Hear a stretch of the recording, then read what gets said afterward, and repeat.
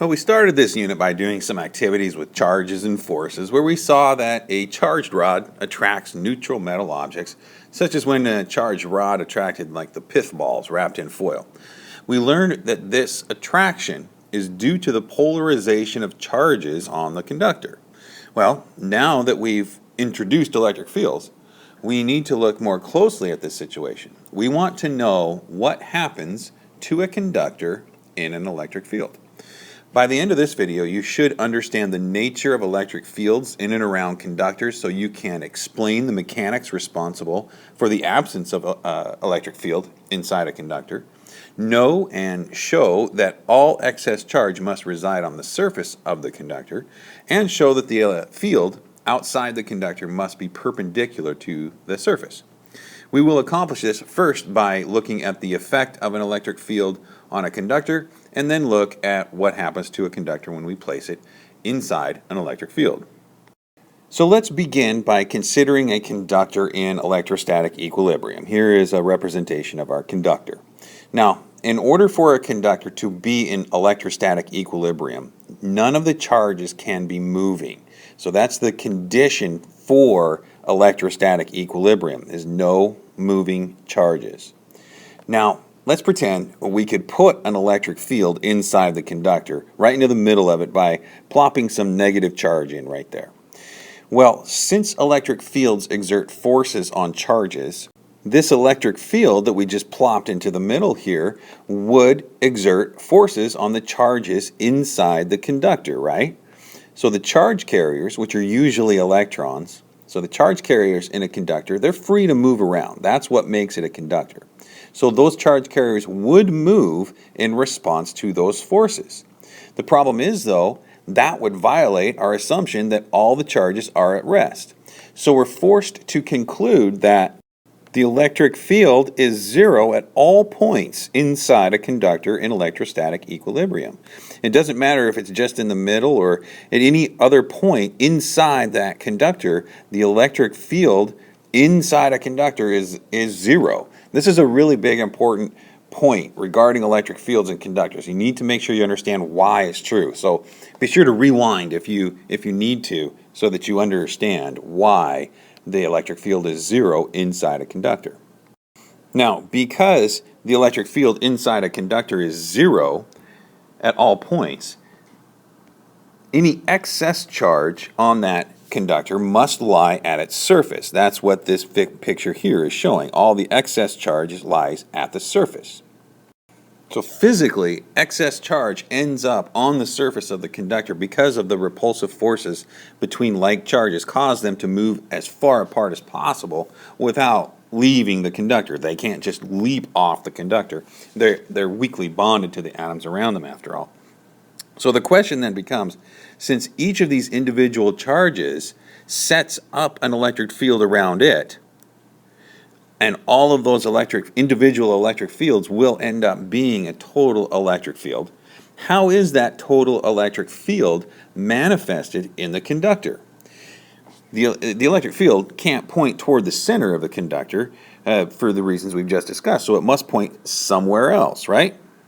Well, it turns out that the electric field right at the surface of a charged conductor is perpendicular to that surface, as it's shown right here. At all points around this conductor, the electric field points perpendicularly to that surface.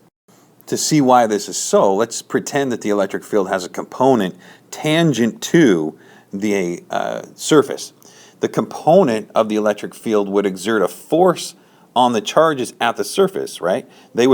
That force would cause them to move along that surface, which would violate our assumption that all charges are at rest.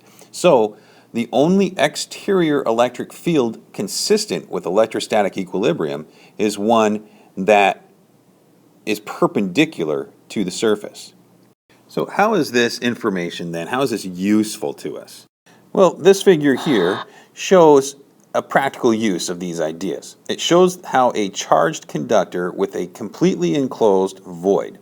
The excess charge on the conductor is at the surface, and the electric field within the conductor is zero. So there's nothing that could create an electric field within that enclosure, and we can conclude that the electric field within a conducting enclosure is zero. So this allows us to have like a conducting box that can be used to exclude electric field from a region of space. This is called screening. Solid metal walls are ideal, but in practice, wire screen or wire mesh provides sufficient screening for all but the most sensitive applications. We'll see an example of this in the next part of Unit 5 when we look at what is called a Faraday cage. Now, it's important to understand that although any excess charge on a conductor will be found on the surface, it may not be uniformly distributed.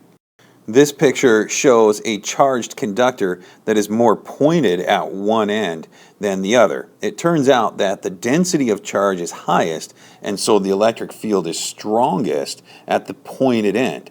The sharper the point, the stronger the field. The electric field near a very sharp point may be strong enough to even ionize the air around it. For example, lightning rods on buildings have such a point at the top. If charge begins to accumulate on the building, meaning that a lightning strike might be imminent, a large field develops at the tip of the rod. Once the field ionizes the air, excess charge from the building can dissipate into the air, reducing the electric field and thereby reducing the probability of a lightning strike. So a lightning rod is intended to prevent a lightning strike. So that's how electric fields behave in conductors. Now let's look at how conductors are affected when we place them in electric fields. So imagine we have a uniform electric field here, and we want to insert a neutral conductor into it. When we place the conductor inside the uniform electric field, the field exerts forces on the charges in that conductor. This causes the conductor then to become polarized. Once equilibrium is reached, though, the electric field is zero inside that conductor, as illustrated by this picture here. Okay? So when you place a conductor within an electric field, that conductor initially becomes polarized, but then equilibrium gets reached, and there's no electric field inside that conductor. So this is going to conclude our discussion of conductors and electric fields. In Unit 5B, we're going to explore what is called electric potential. The two concepts of electric field and electric potential together lay the groundwork for being able to discuss electric circuits in Unit 5C.